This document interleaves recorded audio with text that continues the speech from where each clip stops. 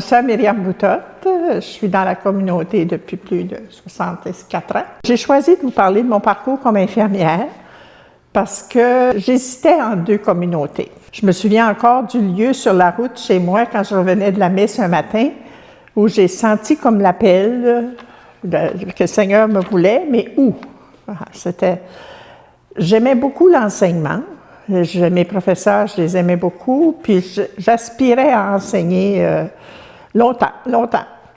Et j'avais les hospitalières de Saint-Joseph aussi, que je connaissais beaucoup par ma mère, mais j'aimais beaucoup Marguerite Bourgeois puis la congrégation. Alors, puis j'aimais l'enseignement. J'avais le goût d'enseigner. Je me souviens, j'étais jeune, puis je me faisais comme une classe, là. Hein, on faisait ça là, pour s'amuser. Et je suis entrée pour enseigner.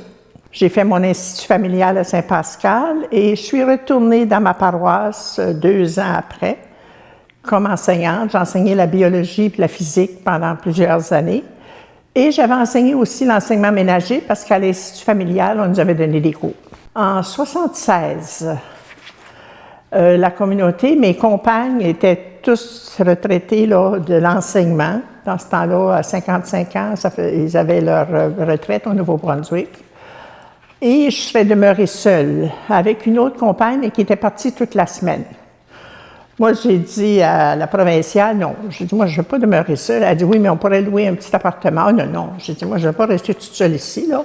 Puis, tous les étés, on nous demandait pour aller bénévole à l'infirmerie de notre maison mère.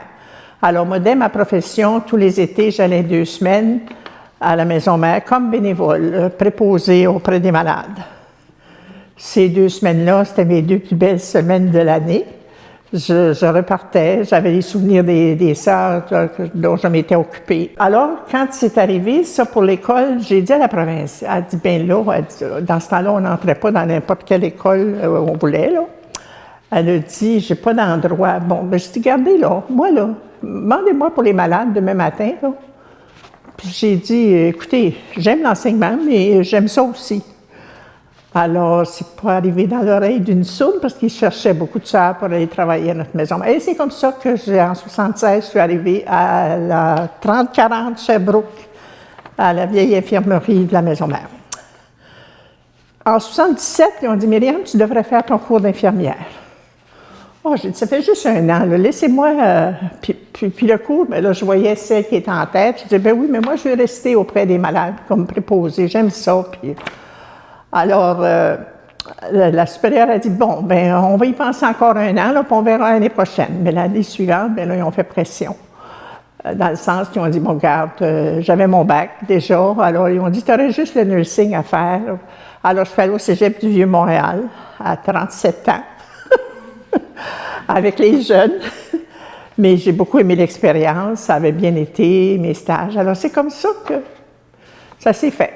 Alors, c'est depuis ce temps-là que je suis infirmière. Ça a été des très belles années. J'ai eu des belles expériences. Quand j'ai fait mon cours, pour moi, c'était facile dans le sens que je travaillais à notre infirmerie. Et dans ce temps-là, les lois étaient moins sévères. Par exemple, apprendre à donner une injection, les compagnes nous montraient, bon. Alors, quand je suis arrivée pour mes stages au Cégep du Vieux-Montréal, j'ai donné une injection, une. Puis là, mon professeur a dit, ça, Myriam, comment ça se fait? Ça va bien, l'injection? Mon Dieu, vous avez l'air d'avoir préparé ça toute votre vie. Puis là, je ne voulais pas trop dire de choses. Bien, j'ai dit, oui, j'en ai déjà donné. Elle dit, oui, comment? Puis là, elle venait de Dorval, elle connaissait nos sœurs de Dorval. J'ai dit, je suis à notre infirmerie. Oh, elle dit, c'est ça. Ben, elle dit, pour moi, ça va être la dernière que je vais vous faire donner. Parce qu'elle dit, je vais m'arranger pour que ce soit les filles qui ont moins de chance à faire. C'était pareil quand c'est venu pour poser une sonde. Elle dit, bon, ça aussi, ça a l'air à bien aller. Alors, c'est comme ça que ça s'est passé. Et quand j'ai fini mon cours, je suis revenue à notre maison mère de la rue Sherbrooke et après ça, on a déménagé. En 1985, c'était le déménagement. Là, je suis devenue infirmière-chef au 1er étage et j'étais là assez longtemps. Mais après ça, c'était coordonnatrice de soir, coordonnatrice de nuit. Et bien, j'ai fini comme directrice des soins. Disons que J'ai pris la fonction, mais je me trouvais plus loin des malades, dans le sens, mais je faisais mes visites tous les jours. Là.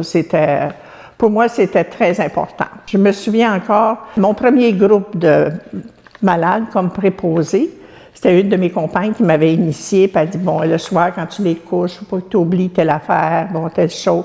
Puis elle dit, son cadran, là, c'est bien précieux. Bon. Alors, le premier soir que j'étais toute seule, voilà que je pense que j'ai tout fini, tout terminé. Et ma sœur Aurore, je me souviens encore de son nom, me dit, mets ta tête sur l'oreiller, là. Ben, j'ai dit, là, sœur Aurore, moi, je couche pas ici, là, je couche pas avec vous, là. Non, non, penche-toi, là, mets ta tête sur l'oreiller. Alors, elle dit, là. Alors, je me penche. Elle dit, est-ce que tu vois l'heure?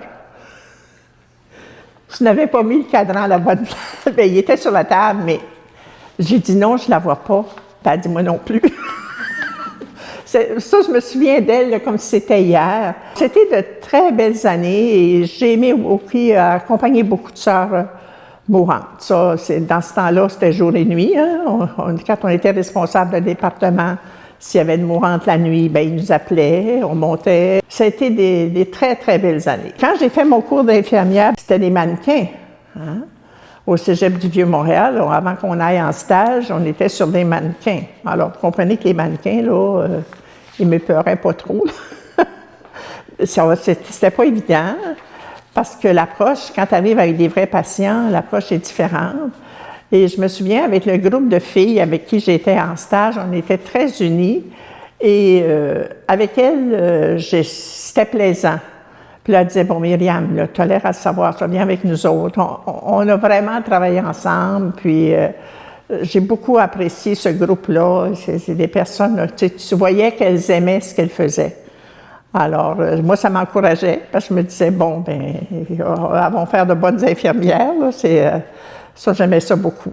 En 81, bien, c'est ça, j'ai été inscrite au tableau de l'Ordre des infirmières, puis pendant 40 ans, bien, il y a seulement 2 ans, j'ai arrêté de payer mon inscription. Là, je me disais 500 quelques par année, tu sais, je n'avais pas, puis surtout qu'on s'en venait ici, j'ai dit, moi, là, j'aurais pu je peux donner conseil, mais j'ai pas d'acte à poser, puis rien de ça.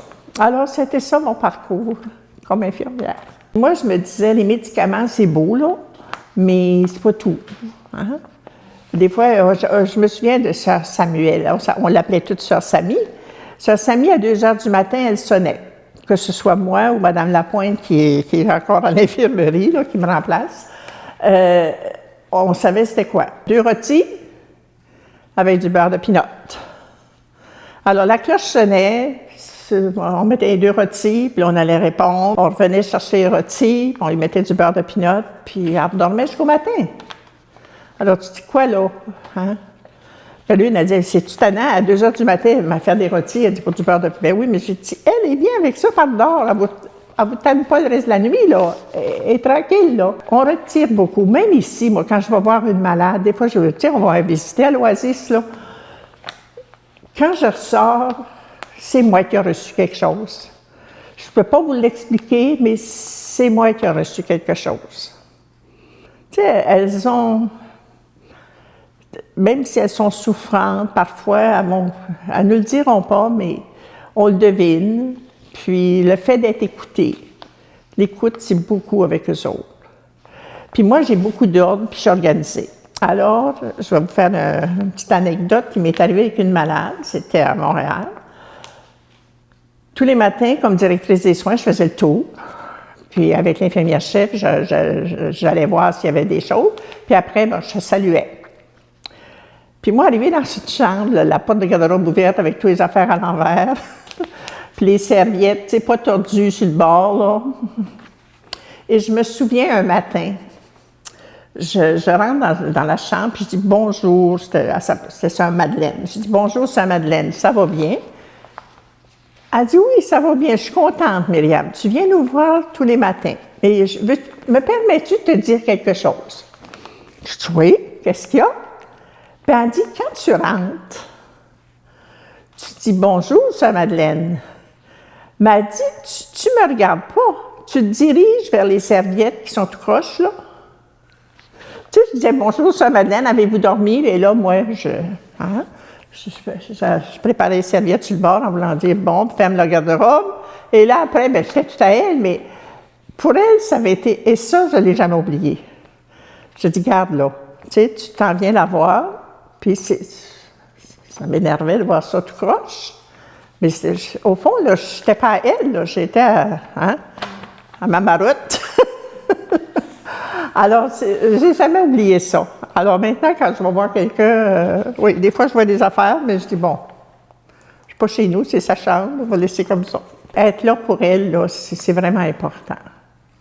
Oui, puis j'en ai quelques-unes ici que je visite plus souvent. On est toujours contente de se voir, puis, mais c'est moi qui retire.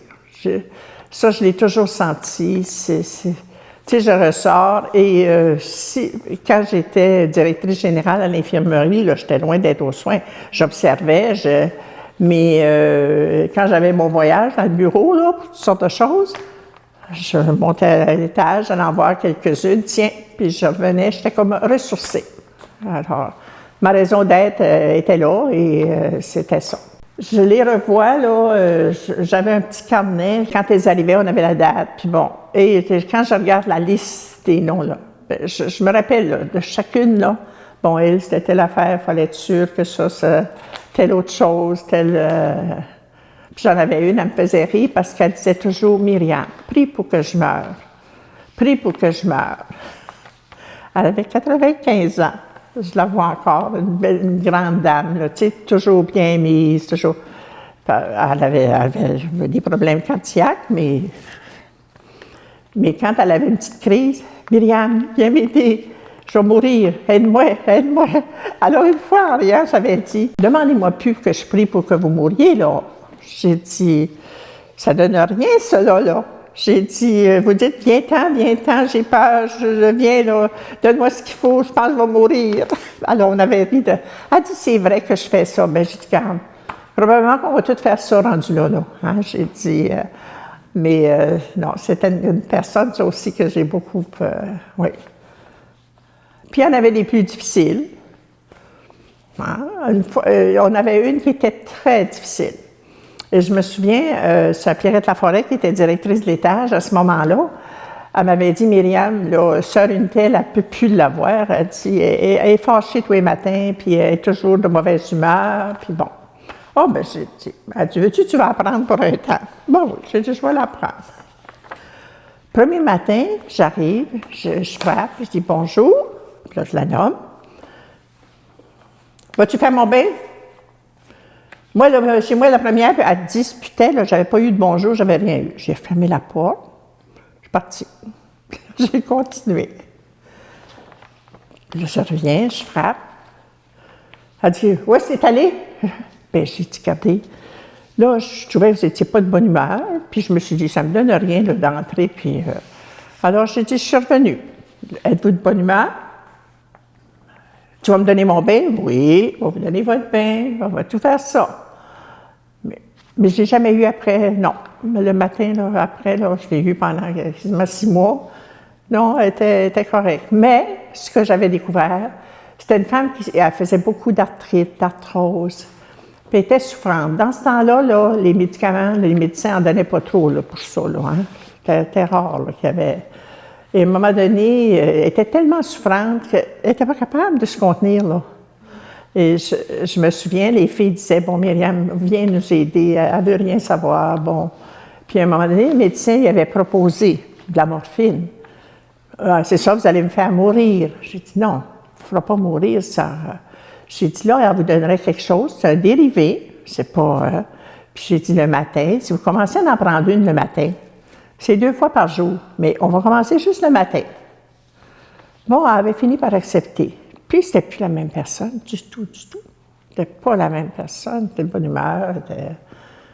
Tu sais, c'est des choses là, qu'on a vécues, là, puis tu te dis, ben c'est ça, c'est rendu là, qu'est-ce qu'on fera nous autres? Ce que j'ai trouvé le plus difficile, c'est les personnes, par exemple, plus jeunes, là, qui nous arrivaient de nos missions là, pendant l'été pour une chirurgie. Je me souviens entre autres d'une.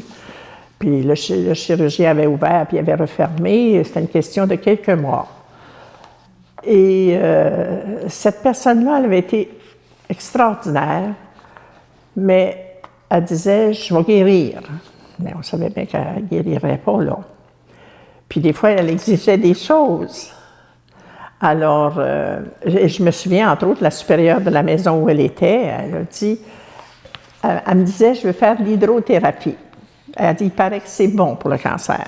Bon. C'était une personne originale, qui avait ses idées, puis bon. Alors, moi, je dis à la supérieure, j'ai dit, elle veut des costumes de bain. J'ai dit, vous savez qu'elle n'ira pas, là, mais là, elle veut un costume de bain. Puis elle m'a dit, qu'est-ce que ça va donner? Bien, j'ai dit, costume de bain. J'ai dit, on va y en acheter un. Bon, ben, elle dit, c'est gaspillé. Bien, j'ai dit, oui, mais ça n'enlève rien, là. En tout cas, sa nièce, elle y avait acheté un costume de bain. Le costume de bain était dans l'armoire. Puis j'étais, bon, bien, est-ce qu'avant longtemps, on va avoir le costume de bain? Ah, ben, elle disait, moi, je l'ai, la journée que je vais être capable. Elle n'est pas sortie de l'hôpital, de l'infirmerie, là. Elle est partie doucement, mais toute sereine, toute. Tu sais, mais pour elle, c'était ça, là. C'était comme un espoir qu'un jour, elle puisse faire d'autres choses. Et c'est ça que parfois, que je voyais comme infirmière, il fallait deviner. Et je me souviens quand j'ai fait mes stages à l'Hôtel-Dieu de Montréal, j'étais la plus vieille du groupe des élèves. Alors, le prof me dit, Myriam, l'infirmière, elle va te confier un patient. Elle dit, il y a eu une néphrectomie hier, on y a enlevé un rein. Elle dit, c'est un patient qui est difficile, là. Elle dit, tu sais pas comment. Alors, j'ai dit, bon. J'ai dit, dans quel sens? J'ai dit, elle dit, il est toujours fâché après tout le monde, puis bon. Bon, ben j'ai dit, oui, je vais y aller. J'arrive, puis, justement, il avait passé une mauvaise nuit. Et comme j'avais mon expérience de l'infirmerie, je vois que son bras, tout est démacié. Je dis, hé, ce soluté-là, là, j'ai dit, il est infiltré. Bon, enfin, toute la nuit, je leur ai dit que mon bras faisait mal. Bien, je dis, regarde, moi, je suis en stage, je ne pouvais pas décider que j'enlevais. J'ai dit, je vais retourner au poste, puis je vais demander au médecin ou à l'infirmière qui est là. Puis quand je suis arrivée dans la chambre, il y avait sacré. J'ai pas de chose, j'ai pas dit. Alors, je l'ai laissé faire. Puis à un moment donné, quand j'ai venu pour faire sa toilette le matin, là, il a vu ma croix. Il dit, hey, j'aimerais ça en avoir une comme ça. Ben, j'ai dit, là, moi, je ne peux pas vous la donner. En tout cas, j'ai dit, ben non, j'ai dit, je suis une sœur. Hein? Mais on a tellement ri tous les deux, là, parce qu'il y avait un père au blanc dans le lit à côté de lui. Dis-moi pas, il dit que je pognais entre une sœur et un père au blanc en plus. Puis là, il me dit, pourquoi? Il dit, un matin, là, il dit, qu'est-ce que vous avez pensé de moi, là, avec tout ce que j'ai dit? J'ai dit, je disais, ora pro nobis à chaque fois. Puis on a eu une belle relation. J'ai été 2 semaines avec lui, là.